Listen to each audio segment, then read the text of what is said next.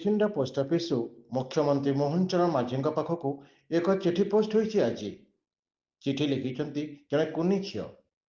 ଏହି କୁନି ଝିଅଙ୍କ ଚିଠିର ବିଷୟ ହେଉଛି ମୋ ଗାଁକୁ ରାସ୍ତା।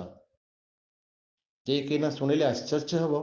ନିଜ ଭାଷା ନିଜ ହସ୍ତାକ୍ଷରରେ ମାଛୁଡେଇ ପ୍ରାଥମିକ ବିଦ୍ୟାଳୟର ପଞ୍ଚମ ଶ୍ରେଣୀର ସ୍ନେହସିକ୍ତା ହୋଇ ମୁଖ୍ୟମନ୍ତ୍ରୀଙ୍କୁ ଚିଠି ଲେଖି ସମସ୍ୟାର ସମାଧାନ ହେବ ବୋଲି ବଡ଼ ବିଶ୍ୱାସ ରଖିଛନ୍ତି।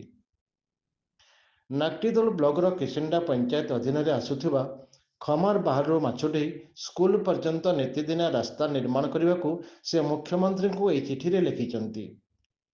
ଚିଠିରେ ସେ ଉଲ୍ଲେଖ କରିଛନ୍ତି, ମୋ ଗାଁକୁ ଭଲ ରାସ୍ତାଟିଏ ନାହିଁ। ଫଳରେ ପାହାଡ଼ିଆ ଘାଟି ରାସ୍ତାରେ ପଡ଼ି ବାରମ୍ବାର ଆମେ ସବୁ ଖଣ୍ଡିଆ ଖାବର ହେଉଛୁ।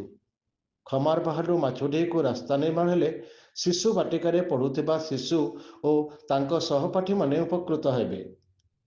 ଗାଁକୁ ରାସ୍ତା ପାଇଁ ଜଣେ କୋମଳମତୀ କୁନି ଝିଅର ଏହି ଚିଠି ପଞ୍ଚାୟତଠାରୁ ବ୍ଲକ ଓ ଜିଲ୍ଲା ପ୍ରଶାସନ ପାଇଁ ଏକ ଆହ୍ୱାନ ଦେଇଥିବା ବେଳେ ଏଭଳି ସ୍ପର୍ଶକାତର ଚିଠିକୁ ନେଇ ମୁଖ୍ୟମନ୍ତ୍ରୀଙ୍କ ଠାରୁ କ'ଣ ଉତ୍ତର ଆସୁଛି ତାହା ଭିନ୍ନ କଥା। କିନ୍ତୁ ଏହି କୁନି ଝିଅର ବୁଦ୍ଧି ଓ ସାହସିକତାକୁ ନେଇ ଏବେ ବଡ଼ ଚର୍ଚ୍ଚା। ଖମାର ବାହାରକୁ ବିକାଶ ଛୁଇଁ ପାରିବ ତ?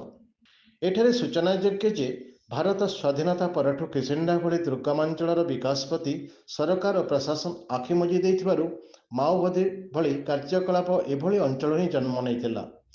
ଜନପ୍ରତିନିଧି ଓ ପ୍ରଶାସନିକ ନୀରବତା ପଛରେ ଏହି କୁନି ଝିଅ ସ୍ନେହସିକ୍ତାଙ୍କ କାମନା ଓ ଭାବନା ମୁଖ୍ୟମନ୍ତ୍ରୀଙ୍କୁ କେତେ ସ୍ପର୍ଶ କରୁଛି ତାହା ଏବେ ଦେଖିବାକୁ ବାକି ରହିଲା। ରାଜା ବାବୁଙ୍କ ତାଜା ଖବର।